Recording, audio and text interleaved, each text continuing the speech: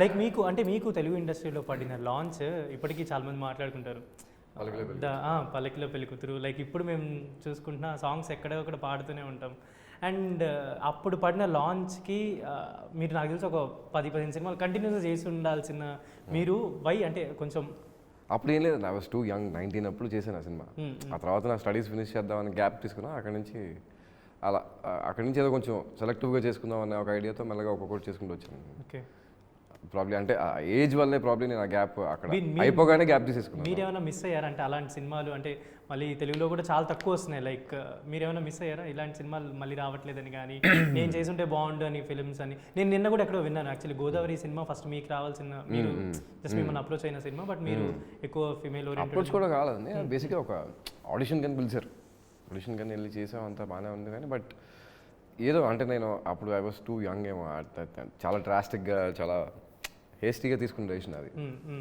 ఆ తర్వాత సినిమా చూసిన తర్వాత ఐ ఫెల్ట్ వెరీ బ్యాడ్. ఎందుకు అలాంటి కాల్ తీసుకున్నానో తెలియదు కానీ బట్ దట్ ఈస్ అది జరిగిపోయింది అంతే. అది తెలియని ఒక ఏజ్ ఒకటి ఉంటుంది చూసారా, మనం ఏది చేసినా కరెక్ట్ అని ఒక ఫీలింగ్లో ఉంటాం. అప్పుడు ఎవరు చెప్పినా వినం. ఆ బ్లడ్ అప్పుడు వేరేలా పనిచేసేది. అప్పుడు అంటే ఇప్పుడు మీరు కూడా మీ డాడీ మమ్మీ చెప్పినా ఏం వినట్లేదు అనమాట అయితే?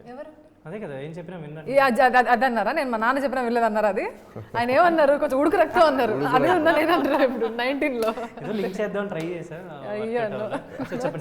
అంతే అదే బేసిక్గా. సో అలాంటి ఆ టైంలో తీసుకున్న డెసిషన్ తప్ప అది ఐ ఫీల్ వెరీ బ్యాడ్ ఇప్పుడు అది. అండ్ ఇప్పుడు అంటే బ్రహ్మానందం గారు కూడా చాలా సెలెక్టివ్గా చేస్తున్నారు క్యారెక్టర్స్ కానీ ఎవ్రీథింగ్. అండ్ మొన్న కూడా చెప్పారు వెన్నెల కిషోర్ గారు లెగసీ కంటిన్యూ చేస్తారు, కొంచెం నేను కొంచెం స్లో అయ్యాను అన్నట్టు ఆయనే చెప్పారు బ్రహ్మానందం గారు. మీరు అంటే ఇప్పుడు వెన్నెల కిషోర్ గారు బ్రహ్మానందం గారు full out and out comedy చేస్తున్నారు, మీరు మధ్యలో ఎలా చేయగలిగారు బ్యాలెన్స్? ఇప్పుడు ఆయన్ని బ్యాలెన్స్ చేయాలి, ఆయనకు ఒక టైప్ ఆఫ్ కామెడీ కెమిస్ట్రీ ఉంటుంది. బ్రహ్మానందం గారి త్రూ అవుట్ ఆయన జస్ట్ ఆయన అలా కనిపిస్తే చాలు స్క్రీన్స్ అని ఫుల్. మీరు ఇద్దరి మధ్యలో ఎలా బ్యాలెన్స్ చేయగలిగారు? అసలు అది నాకు ఆయనతో నాకు ఎప్పటి నుంచో ఫ్రెండ్షిప్ ఉందండి, కిషోర్తో. ఈయన నా ఫాదర్. ఇద్దరితో చేయడానికి ఫస్ట్ చాలా భయపడ్డా, ఎందుకంటే comedy not easy with them.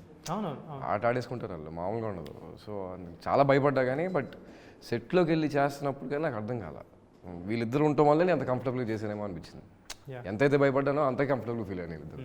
And వెన్నెల కిషోర్ గారు అసలు నాకు తెలిసి ఆయన చేసిన సినిమాలకు కూడా ప్రమోషన్స్కి ఎక్కడ కనపడ్డా, బట్ మీ ఈ సినిమాకి ఆయన వచ్చి కూర్చొని మాట్లాడి మొత్తం ఇంత చేయడానికి రీజన్ ఏమైందని అనుకుంటున్నారు మీరు? అంటే మీరు పర్సనల్లీ ఏమైనా చెప్పడం జరిగింది? పర్సనల్లీ అంటే మేము చెప్పింది కూడా కాదండి, ఆయనకి నాన్న అంటే చాలా ఇష్టం.